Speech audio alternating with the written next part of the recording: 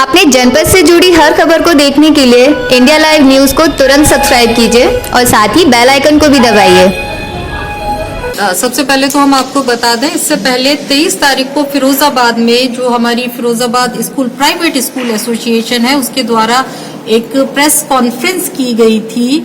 जैसा कि हम सभी जानते हैं, मार्च से सारे स्कूल प्राइवेट स्कूल जो है वो सभी पूर्ण रूप से बंद पड़े हुए हैं। अभी कुछ समय पहले ही जो 9 to 12 के स्कूल्स हैं वहां के लिए ये आदेश आए कि आप उनको खोल सकते हैं, लेकिन अभी भी जो नर्सरी से लेके 8th क्लास तक के स्कूल हैं उनके लिए कोई आदेश नहीं आए हैं। लेकिन हम लोग ये अच्छी तरह से जानते हैं कि जितनी भी चीजें हैं अगर आप देखेंगे 1 by 1 स्टेप बाय स्टेप उनको सभी को खोल दिया गया है, लेकिन स्कूलों को लेकर अब तक कहीं भी कोई भी आदेश नहीं आए हैं। यहाँ जो संकट उत्पन्न हो रहा है वो उन प्राइवेट स्कूल संचालकों के लिए उत्पन्न हो रहा है जिनकी रोजी रोटी और जो उसमें काम करने वाले कर्मचारी शिक्षकगण जो सभी लोग थे पिछले 9 महीनों से वो पूर्ण रूप से हाथ पे हाथ रख के जहाँ बैठे हुए हैं।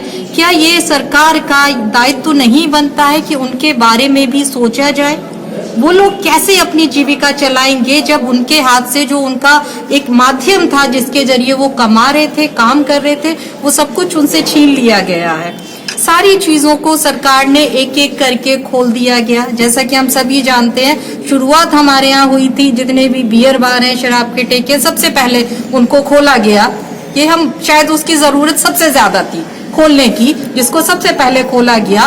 उसके बाद हम लोगों ने देखा कि और भी चीजें, अब तो रेस्टोरेंट भी खुल गए हैं, सिनेमा हॉल भी खुल गए हैं। लेकिन अगर सबसे बड़ा कहीं कोई मुद्दा बना हुआ है तो वो शायद एक स्कूली शिक्षा है, जिसकी जरूरत किसी को नहीं लग रही है कि स्कूली शिक्षा की भी हमारे देश में। मैं एक स्कूल की संचालक होने के नाते भी ये बात बोल रही हूँ। बच्चे हमारे भी हैं, हम उनकी कंडीशन भी देख रहे हैं। बच्चे पूरी तरह से जो उनका एक रूटीन होता था, एक अपने कक्षा में जाना है, टीचर अपना पढ़ाते हैं, सिखाते हैं, वो पूरी तरह से उन चीजों को भूल चुके हैं। क्या उन बच्चों का भविष्य अंधकार में नहीं है?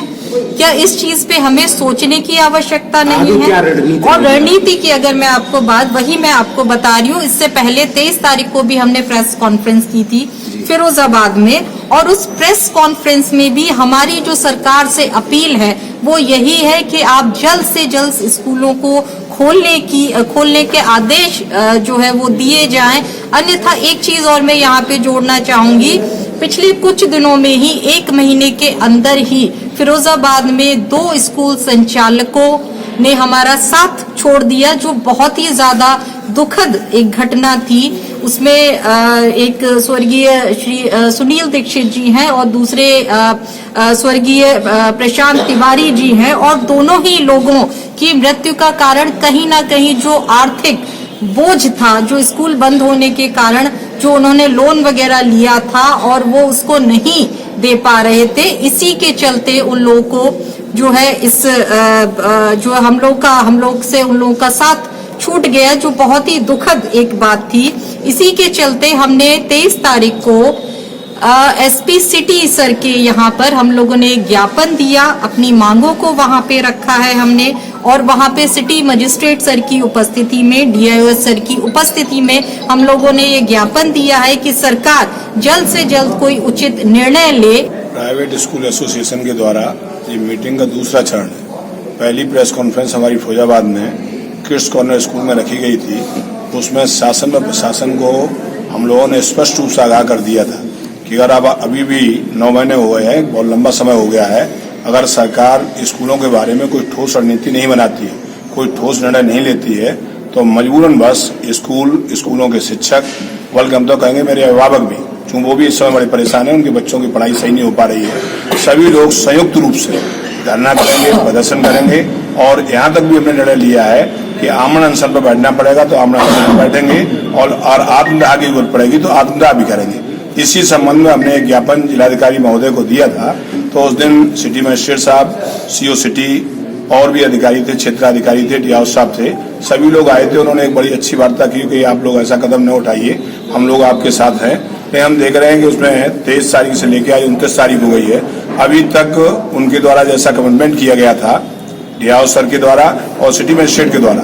अभी तक कोई ऐसा उन्होंने अखबार में बयान नहीं दिया है, न कोई ऐसी पुष्टि हुई है। तो मुझे लग रहा है उसी संदर्भ में हमने अपनी यहाँ पे आज दूसरी मीटिंग सुखाबाद में, चूंकि मेरी यहाँ पे जो क्षेत्रीय है और 4 क्षेत्रीय अलग अलग यूनिट है, फौजाबाद है, सुखाबाद है, जसराना है, सिरसागंज है, टूंडला है, 5 हैं और मेन जिले की है। तो जगह जगह पे है, आप देख रहे होंगे मेरे स्कूल सभी साथी साथ हैं, करीबन 50-60 स्कूल साथी यहाँ पे हैं।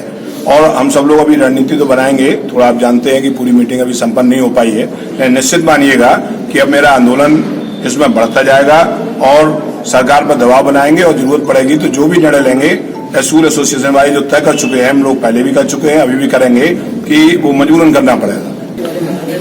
हम लोग की मांग यही है कि सरकार जल्दी से जो जूनियर सेक्शन है उनको खोलने की परमिशन दे, ताकि बच्चे जो शिक्षा सीख रहे हैं उनको पूरी शिक्षा मिल सके, ताकि उनको आगे प्रमोट किया जाए। और उसकी वजह से जो स्कूलों में परेशानी आ रही है, आर्थिक परेशानी जो आ रही है, पेरेंट्स फीस जमा करें ताकि आगे स्टाफ का, 4th क्लास एम्प्लॉयज़ का, सबका उनका वेतन दिया जाए। हमारी तो सरकार से यही एक विनती है ताकि आगे के स्कूल खोलने की परमिशन। स्कूल बंद होने से काफ़ी समस्या ये है, एक तो बिजली के बिल्स की पेमेंट आ रही है, दूसरा टीचर्स की सैलरीज की परेशानी आ रही है, और उसके अलावा जिन लोगों ने गाड़ियां फाइनेंस करा रखी है उनको EMI देने की दिक्कत आ रही है, गाड़ियों का इंश्योरेंस है, गाड़ियों की फिटनेस है, ये सब चीज़ें करानी है। यही सब समस्या स्कूल वालों के सामने आ रही है।